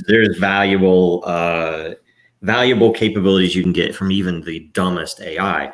But I think that AI is overhyped. Number one, and in fact, we've seen AI is particularly dangerous, and blockchain can probably tame that a little bit. But you can see what's happened with, especially Facebook and their AI. That it's essentially really bad for culture. But here's the thing: I think that markets and behavior markets are where it's at, because, as an example, Den has no AI implementations. We have something that was built on the outside that we are yet to integrate, that does semantic analysis to help people, but the evaluation, in my opinion, is not best done by an AI. The evaluation of content is best done by people who have a lot broader understanding of the. We've got great AI right here. Stuff that makes it so they don't have time to read it. Right. Like, the AI should be doing boring bullshit, and we should be the ones thinking. Right. Exactly. And that's my angle on it. Go to people. Yeah. And you can use, like, AI, you can use with blockchain in some ways like that. It can do a semantic analysis so that people can say, oh, I didn't think what I wrote was negative, but now when I look at it again, it's like, oh, I'm going to adjust it a little bit to make it a little happier for people, whatever. You can do stuff like that. Or think of the poor traffic cops, though, who will no longer be able to pull you over for driving with your smartphone because your car is your chauffeur now, and you don't have to worry about it not paying attention. That's a massive revenue hit for police departments. You know what I mean? They're gonna hate it. Yeah. Like the job, well, that's getting into off-topic stuff. But yeah, to help people. AI is great for things like self-driving cars and things like that, where it's fantastic for some applications. And in the case where you really do want to apply, in my opinion, where you really do want to apply AI for a reason that might affect people, whether it's medical, because there's a lot of very big applications, pharmaceutical, medical, that could be used to help people. You can use blockchain to tame it. You can use blockchain so that the results are auditable. That you can say, okay, it apparently made these 3 mistakes. We need to retrain it. All that would be on chain. And so, it would be more honest. It would be really one nice. thing we probably wouldn't want to do is necessarily put inputs from humans on chain with the AI's data sets you would want to be careful about combining data sets, right? Especially if you're crossing protocols. That would be a thing where you would want to have some kind of governance around how that merge happened and what database properties. I don't know. You can categorize data I would say, let's say you are in a hospital bed, you're unconscious, they're about to deliver pharmaceuticals to you, right? They make a mistake. They've done multiple studies on this, that a fake doctor can call up, claim they're a doctor that someone's never heard of before, and the staff will go through whatever they say because it's authority. Right. You just have to know the phone number to call and voice to use. Right. Imagine if, as simple as the all of the process of that delivery happening, and every single step would say, wait a minute, this medicine is wrong for that patient. This dosage is wrong for their size or whatever else. The blockchain side could immediately, with the AI, could say, hold. We need 4 verifications. We need like a couple of nurses. We need a few doctors eyeball on this. Even Joe, you could use a Dragon Chain-like system to behind the scenes capture your own personal DNA and key your medicine directly to DNA before it's prescribed. You print a custom molecule that checks the identity of the patient before it activates, because it makes they've done other cancers, right? I mean, they've done some amazing things with cancers on that. I mean, it's still early, but it's possible to program cells, and it's possible to program AIs to understand mass amounts of information like cellular movements. And putting that on chain will make it transparent. Joe, I like technology will ultimately merge. It's funny what Lisa just brought up with the tweet, and then Huddle Signal says that they lost our trust, and government has not earned our trust. The insanity of that statement is so huge when you step back and think about it, because government's not a thing. It's not. Why do you ever give it to them? Idea and. Government is supposed to be us. It's we the people. So to say we don't trust the government should mean we don't trust ourselves. But the fact that that statement itself means we all understand the government is not ours. Yeah. We the people are not in control of this monster. It has become its own runaway thing that is trying to control us. That statement is just it so makes it so clear that we the people, it is not our government. We do not control it. It's not our thing. Because to say we don't trust the government would mean and should mean we don't trust what we're doing. And we're not doing it. It's a certain group that is doing it. This is a gigantic can of worms, man. Like and you're absolutely right. This is you got the core of the problem. And if you hear what Sean just said and you think, no way is it that simple. The problem is, at its core, when you add up all the rows, it is that simple. But in order to find all those rows and assemble all of that data, you have to do years of research, right? And we don't have time to put that here, and you wouldn't want to listen to it. But you don't make those kinds of intelligent summaries without having studied it. If you've looked at it, what he said was right on. The new possibilities we have today, though, are like governments used to require trust. All of these systems used to require trust. We have trustless systems now that we can use, And so the big question is, why would you not want to use something that's objectively better? And it's on the shelf and ready to go. Ready to go. It's ready. It's there. You can use it all day long. But because they've governed through corruption. But it takes away the necessity of trust. It takes away the requirement of trust. He said 1 minute. I think he said he'll be right back. Yeah, okay, cool. So I was going to try something new today instead of outros. Oh yeah. I'm going to give everybody like a minute and 30 to 2 minutes to just like soapbox, parting shot, parting thoughts monologue if they want to use it. Oh God. Yeah, I hope everybody had a prepared monologue. No, I mean just like I just want to see if anybody has anything to say instead of wants to tell us again what are the Twitter accounts or whatever. What's the deal with the airline peanuts, man? Right. But yeah, that's with what Sean was saying and what they were saying in chat is we don't have to do things the way that we've always done them anymore. We have the ability to do things differently, and I have to question why people choose not to. Right? Whether it's because they listen to someone that they trust who said that it's bad, and so now they think it's bad. That which is a lot of people. You just made was probably made like in a tavern 200 and some years ago, and they're like, and just as right back then. Right? Why are we doing this? Let's just start our own country. Yeah, right. Well, free men don't ask permission, right? Right. Why don't we start a thing that's not a country that place holds for one. Is what And with recorded history and stuff, the topic here today, Lisa was talking about the Constitution and the preamble, and I have to wonder if what I've read is the original thing. I don't know. Like when you run back far enough, you have to admit to yourself, like, it's somewhere along the line you're trusting somebody with your reality. Even your own ability to intuit things from what you read. And I've gone back and forth on, so like 2A, for example. Mm-hmm. I've read 3 different versions of the Second Amendment, and it all comes down to punctuation. Are there 2 commas? Changes the outcome. Is there a semicolon? Are there no semicolons or commas? Right?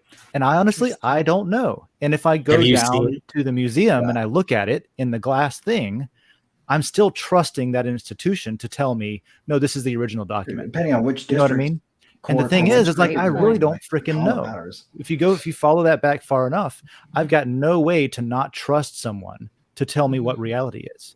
But we can start today and change that. We can't go back and do that, but we can start. We can't do that ever, though, right? Like, we can't. Even if we had access to that information, it would be unsatisfying to live like that.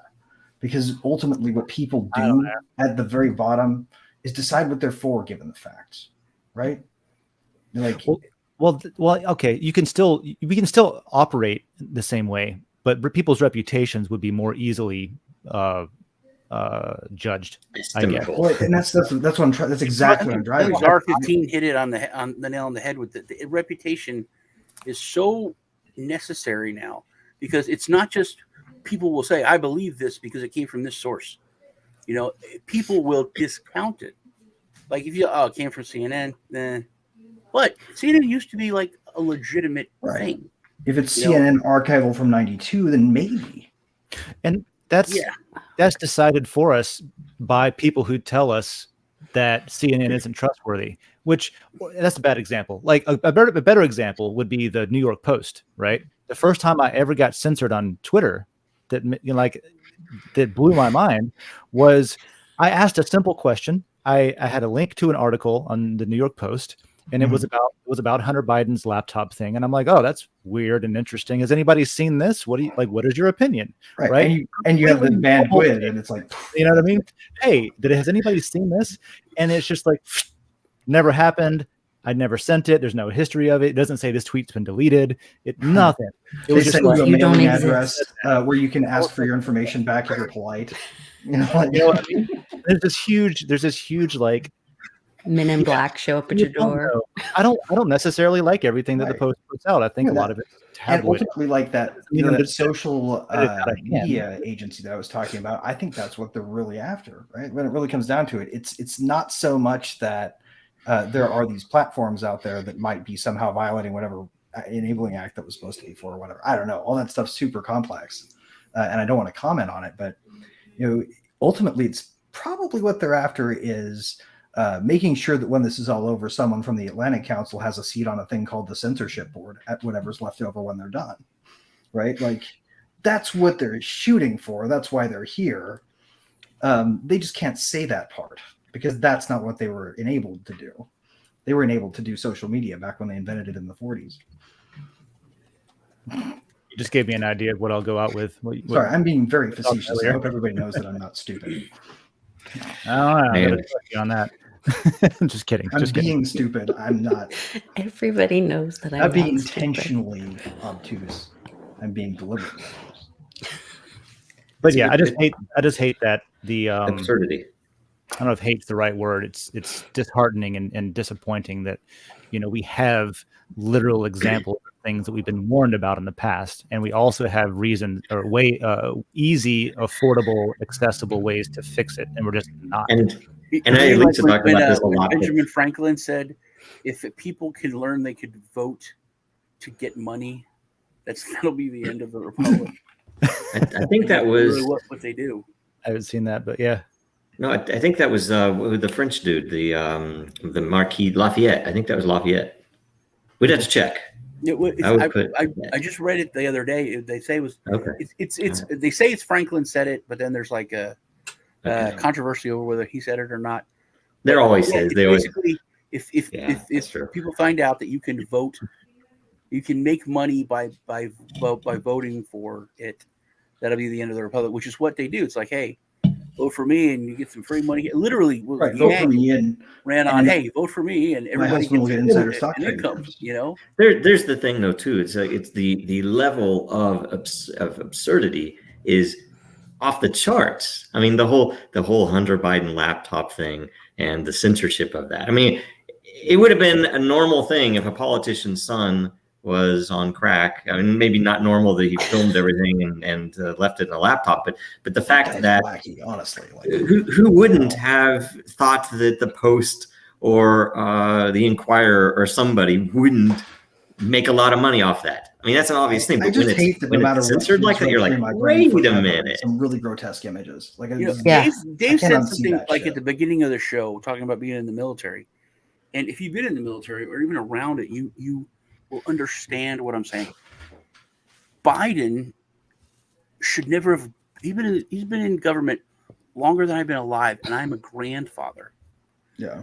But when you're in the military and you have that security clearance, it's really, really important. But you can't do stuff that would compromise it. Like they investigate you deeply. They ask your neighbors. They talk to Military versus politicians, though. well, but they have this high security clearance. I know, but they should literally have said, "Hey, man, your Dude, son you could is seriously a wake up drug tomorrow, addict. feel like Does he's this." in 1992 and launch nukes. Yeah, Like, they would pull my clearance and destroy my job over owing too much money to someone. Yeah. because that Your could credit's poor potentially about be that. used I'm just worried to that he's not compromise worried me, about time, right? place, and Something as simple as that. If you cheat on your wife, Yet, you literally, can if lose a it. politician, because you had Senator Leahy leaking top secret info, you had I think it was Dingell, I can't remember, in the 80s Dingell. leaking top secret info, and it's several times since to no effect, right? So they don't. The political elite don't have the same rules, of course they don't. especially in certain parties. Right. If they had the same rules, they wouldn't be called elite, right? Like that's kind of by definition. Yeah. Well, we shouldn't have that term. We should not. Well, we shouldn't have those people, right? Like nobody should get that classification. Right. Yeah. You should have to earn your reputation by doing stuff that matters to Much people. less describe yourself openly as the elite. Wait, A lot of them. I hear that a lot of them get their position by their trading performance. Mhm. Well, I hear a lot of shit, and that's the point of this show is that we hear a lot of shit, and until recently, it's been near impossible to cut through the bullshit without having to trust somebody. And so, if blockchain can make it more difficult to lie or more easier to validate independently, so that you can have a good reason to trust somebody. Maybe you don't have time to do all of this research because you got a day job and a family to take care of, right? Yeah. You can at least be able to validate someone's reputation and defer to them more, with more confidence. I mean, imagine if you didn't have to have fact checkers, which are all paid parties. Imagine if you could reporters. Like, why do we have to have any second layer of checking if we're supposed to be checking people who were supposed to? Because you don't have the ability to prove truth, and which is what the blockchain is here magically, and yet they don't want to use it for that very reason. Right, exactly. Investigative reporting the fact that they exist database research is very offensive in a blockchain. Imagine if you're cooking and somebody comes in and goes, "Oh, you can't serve that. Let me taste it. You need to put some salt in that."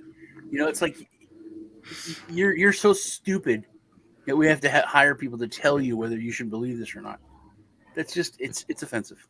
It's also, we were talking about this last night. That's why, we all got in our, Sean, I mentioned you last night. I was like, my friend Sean taught me not to call it public school, but government schools.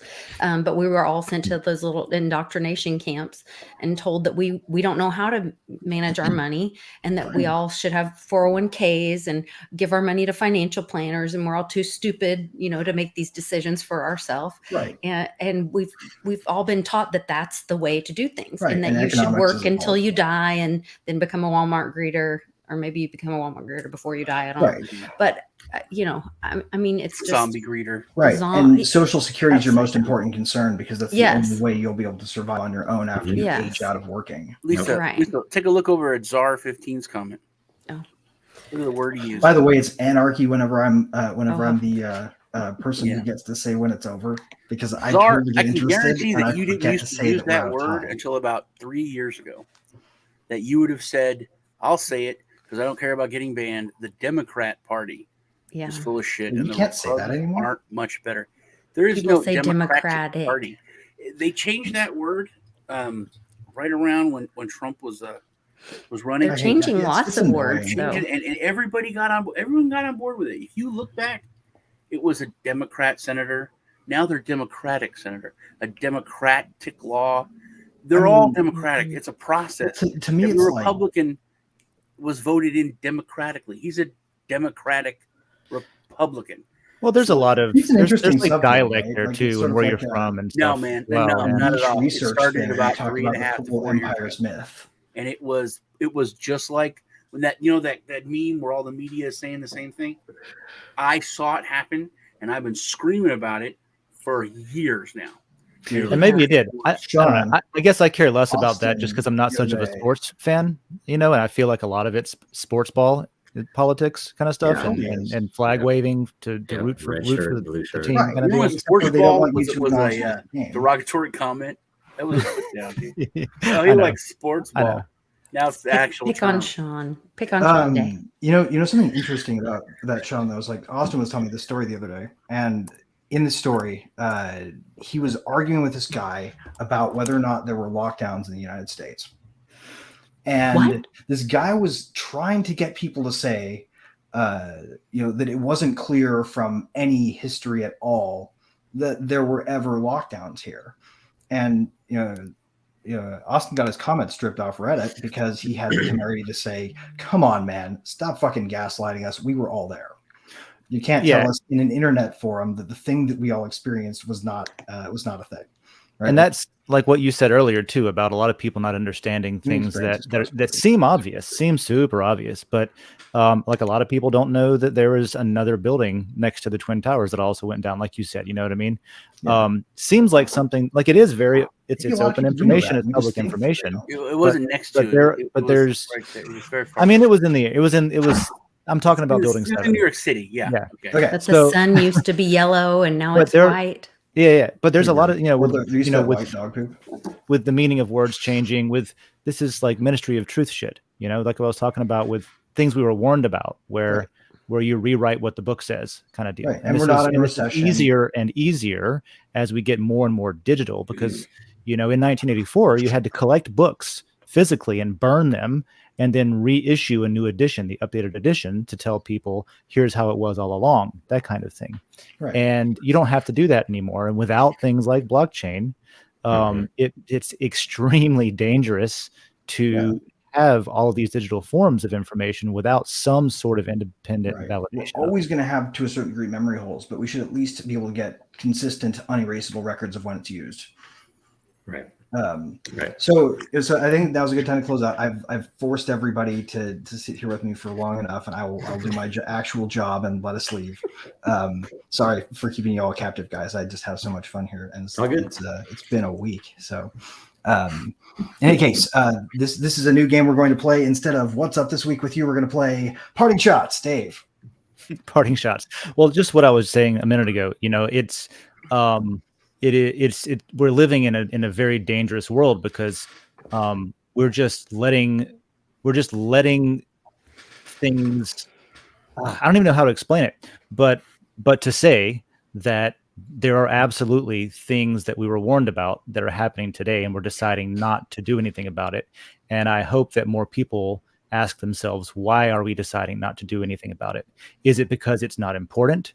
Is it because you're afraid, right? Is there fear behind it? Is there inconvenience driving complacency, right? What are the reasons? Because the fact is that shit's going south, right? And either we don't think it's going to get so bad, so we're not really afraid of going south, or whatever other term you want to use, right? Or maybe it's not going to happen to us because we're way over here on this side of the Atlantic, or whatever it is. Things are changing dramatically and quickly, and not necessarily for the betterment of your children or whoever you care about, right? And I would like a little more participation in the human race. Oh yeah, there's my parting shot. That's a good one. Satoshi Sean, your parting shot, sir. Well, I think we're talking about history and recording it. Oh, by the way, we're doing a minute 30 for this. I'm watching the clock. We're doing what? Minute 30. Okay. It's like the 30. I was like, oh man. I think that when it comes to teaching history, and it really is important for it to be recorded, but all of it should be recorded and all of it should be taught, because you can really do so much damage by only showing a certain part and not humanizing history, not just making it, when you talk about recording it, just making it facts versus making it real.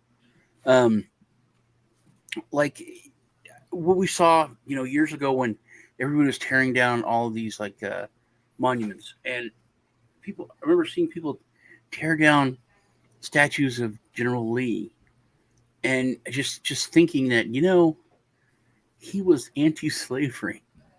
He said so many things that if these people were taught just some of the public things that he said about slavery, that he would gladly give up, all slavery. But he was a Southern man, he said. So he would stand and he would fight this war, but he didn't believe in why, but he was just a soldier and he was going to do it. And Grant, complete opposite. He didn't give a crap. He would have been more pro-slavery than Lee. And when you humanize that and you can see that, you become a bigger part of history. It's nuanced, and there's so much that people just ignore about history, and it needs to all be recorded and then all be presented so that people can truly absorb it. Yeah. Oh, absolutely. If right now, I love America. I'm super patriotic. You're making my minute rule look silly. I hate a government, but the idea of America, I think, was almost perfect. And if Texas was to secede, I would kill my own family from New Jersey if they came to fight here, because I'm a Texan. That's the truth.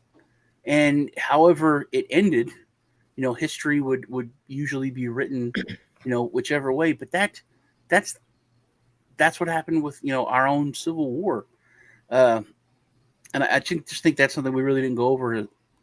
That recording it is really, really, really important because of how people can present it, and if it all needs to be there, it all needs to be immutable so that people can absorb the whole thing. Absolutely, great parting shot, Sean. Thank you, Lisa, and then Joe. Well, I think I'm going to piggyback on Sean, highlighting the humanity part of it. And I'm also going to focus on veterans. And we had a suicide in our family. And so I really want to just reach out to anybody watching this. If you're having any thoughts of suicide, the world is a better place because you're in it. And there is somebody in this world that wants you here. So if you need help, reach out to any one of us on this show. And there is help, and please ask for help.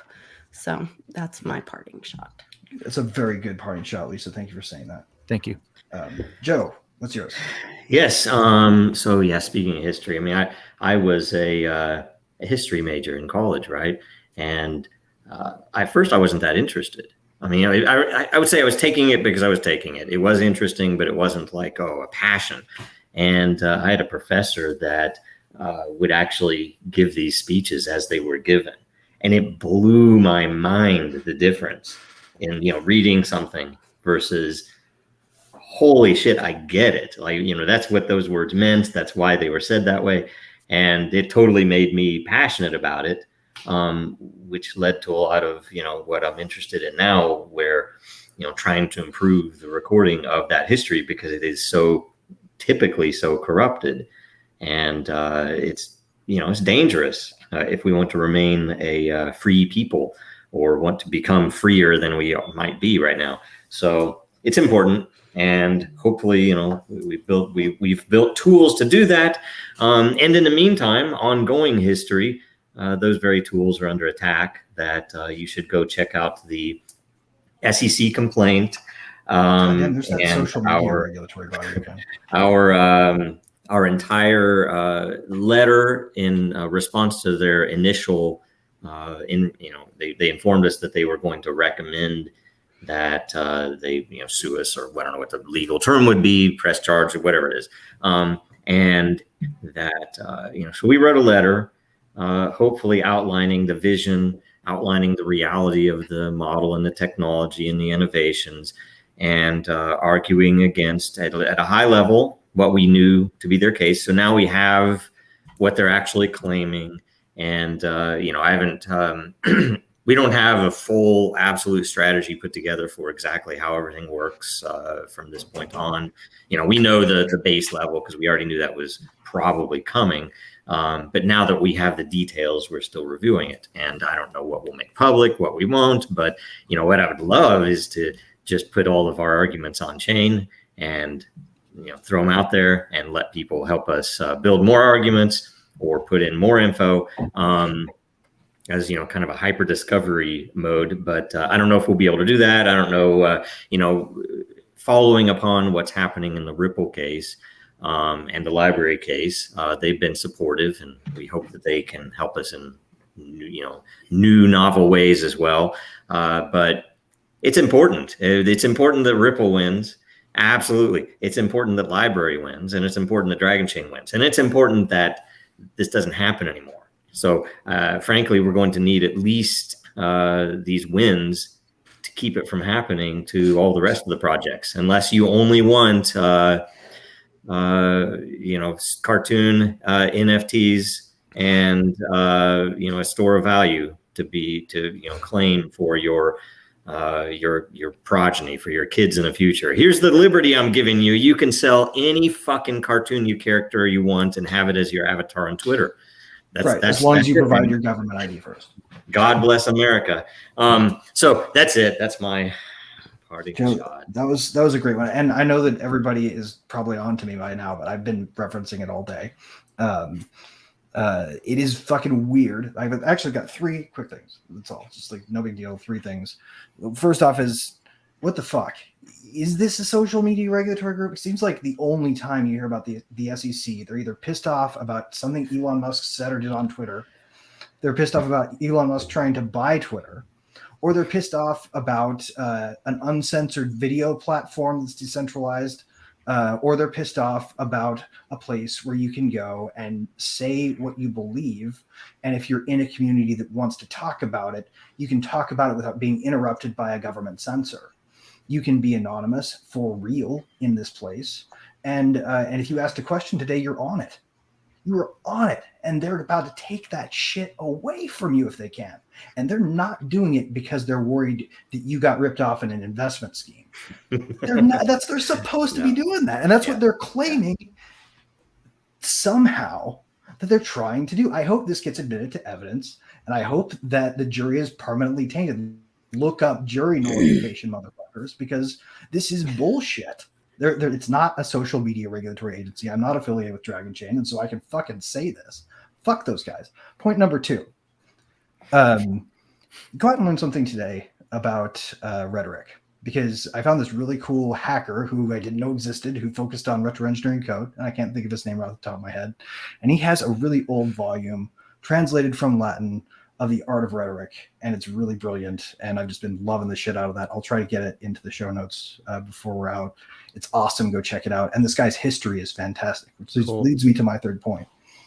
The more that you learn about history, the more you need to realize every fucking thing, person, aspect of the world, right down to the most mundane thing you can imagine. Like the stupid screw that they made on wherever they made it to fasten this together that I can't even see because it's inside another thing that has a history.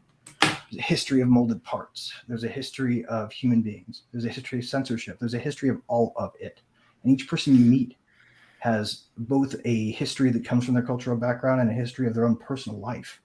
Like, learn a little bit more about history every day, and you will never want for things to learn, because there is so much more of it than you can ever know. And I would beg us to be responsible with blockchain history, because knowing history is only half the battle, right? It's a tool just like blockchain. You got to use it responsibly, and that means understanding what you're for, understanding the philosophy of your ethics, having first principles, and then interpreting history from there. If you can't do that, then you're not responsible enough to have unlimited, perfect, unimpeachable, immutable history. And you need to live up to that, because the human race is going to depend on it. That's my parting shot. Thanks, Greg. Very good. Very good. Very good. You know, Right if on. I could do something weird we never do, but because of all this, and especially because of what Greg just said, I'd like to tell everyone a story. It's just my favorite teacher was a coach, and Lisa knows I took the dumbest classes throughout school because I was the athlete in Texas, so we were forced to take, all the remedial, classes. So most of my teachers were coaches, and my favorite teacher, not my favorite coach, but my favorite teacher, it was history, and this is a long time ago, way back in the 1900s. I was probably like 88, 89. And the reason why I can see so clearly how history repeats itself and the importance of learning from it is this is during a election. And it was a really bad election. And everyone was talking about how the muckraking and all the insults, and it was all just such a spectacle. It never happened before in the history of the United States. And I could, you could see in every election now. Everyone says the same thing, and how important this was. This is the history of, this is the republic's on the line. So my teacher took me aside. We're having a mock election where one side of the class had to, represent whoever was running for president, and then the other side of the class had to, whether you believed in what they were standing for or not, and they were diametrically opposed back then. He took me aside. He said, "Hey, man, Sean, I know that you could do something here." And this is before the term influencer or anything was ever invented. He said, "I want you to be a third party to come in, and you don't have to follow the rules that other people do. You can say what you want to say, but here's the thing. You're not allowed to ever stand for anything. You can never take a side. You can never," and he said, "you just have to BS these people. You have to scam them, and you have to make them vote for you." So I was like, "Sure, coach, I got it." And we would have debates, or I made up these little cards like "Vote for Sean," but I put a piece of candy taped to everyone. And they're like, "Hey, can we do that?" And he's like, "No, you can't give gifts out." And it's like, "But Sean did it." "Well, he did it. Now we know we can't do it." So, Boom. And then we had the debate, and the debate was tough because people were like, "I'm for the death penalty, period." And then so the person's like, "I'm against the death penalty. It's wrong, but only if you kill a police officer, blah, blah, blah." And then I'm like, you are killing someone. This is terrible, blah, blah. "What do you mean if you kill a police officer?" "Oh, a cop is more important than me. Every American is the same. For you to say that they should only get the death penalty to kill a police officer is just, it's demeaning to everyone else, blah, blah, blah." So that's the whole thing. And I won by like 95%. So people that were like on these people's teams voted for me. And then this is bad, because then I had to go up, and then he told everybody to let him in on the experiment. They're like, "What does Sean stand for?" And it was like, he was for the death penalty. "No, he wasn't." And it's like, "Yeah, he was, because he said about the cop." It's like, well, and then he told me, he said, "You're all morons. All of you voted for someone who stood for nothing, who just told you what you wanted to hear. Right. You just elected a president of your country who stood for nothing and just gave you a bunch of crap." Yep. And everybody was so pissed at me for winning the vote. But he called them out. He's like, "You're all morons. You are the moronic people that are going to run the country when I'm old." Yep. And that hit me so hard, man. At every election, I look around and you can see it. You can see, what when it comes to like news outlets and who's creating the rules of who you can give candy to and who you can't. And, you know, the old systems we have in place of, oh, well, you were on Saturday Night Live, so now you have to let everybody on Saturday Night Live that's running, and, you know, that fair and balanced thing. We've lost that now.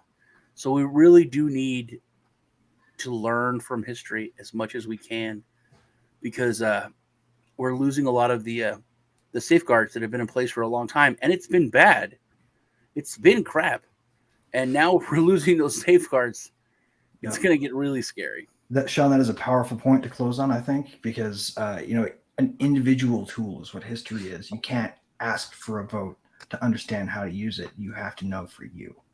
And that's a really fucking powerful point, but it's also a lot of responsibility. So add that, click the alarm bell, click the alarm bell again to check that it's working, and then click it again, hit refresh, and share the shit out of this thing. Yeah.